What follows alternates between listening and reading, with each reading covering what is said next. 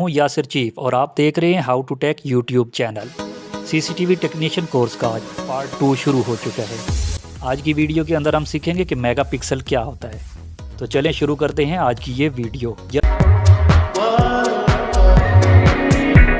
अभी हम कैमरे खरीदने के लिए जाते हैं तो शॉपकीपर ये हमसे ज़रूर पूछता है कि आपको कितने मेगापिक्सल का कैमरा चाहिए। तो हमारा जवाब होता है कि सर आपके पास कौन कौन सा अवेलेबल है। शॉपकीपर कहता है मेरे पास 2 मेगापिक्सल, 4 मेगापिक्सल, 8 मेगापिक्सल के कैमरे मौजूद हैं, आपको कौन सा चाहिए। हमें समझ ही नहीं आती कि आखिर ये मेगापिक्सल होता क्या है और हम कंफ्यूज हो जाते हैं। आज की मेरी ये वीडियो देखने के बाद आपको मेगापिक्सल का कॉन्सेप्ट क्लियर हो जाएगा। हर कैमरे में कुछ पार्ट्स होते हैं, कुछ तो सामने दिखाई देते हैं और कुछ छुपे हुए होते हैं जो हमें दिखाई नहीं दे रहे होते, बिल्कुल हमारी आंख की तरह। जैसे आंख सामने से नज़र आती है लेकिन कुछ काम आंख के पीछे छुपे हुए हिस्से कर रहे होते हैं जो हमें नज़र नहीं आ रहे होते। कैमरे के लेंस के बाद एंड पर एक पार्ट होता है जिसे सेंसर कहते हैं। इसका काम कैमरे से ली गई इमेज को एक जगह इकट्ठा करना होता है।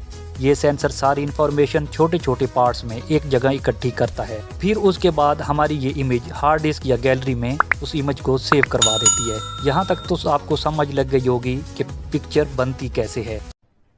अरे कहना क्या चाहते हो? अबे जल्दी बोल, कल सुबह पनवेल निकलना है। अब बात करते हैं 2 MP और 4 MP की। ये MP क्या होता है? M का मतलब है मिलियन और P का मतलब है पिक्सल। 1 मिलियन में 10 लाख पिक्सल होते हैं। 2 MP मतलब 20 लाख पिक्सल।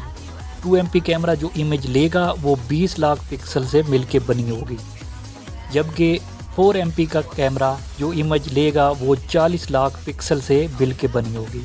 जितने पिक्सल ज़्यादा होंगे उतनी ही इमेज की क्वालिटी अच्छी होगी और जूमिंग ज़्यादा होगी। उम्मीद करता हूँ कि आज की ये वीडियो आपको पसंद आई होगी।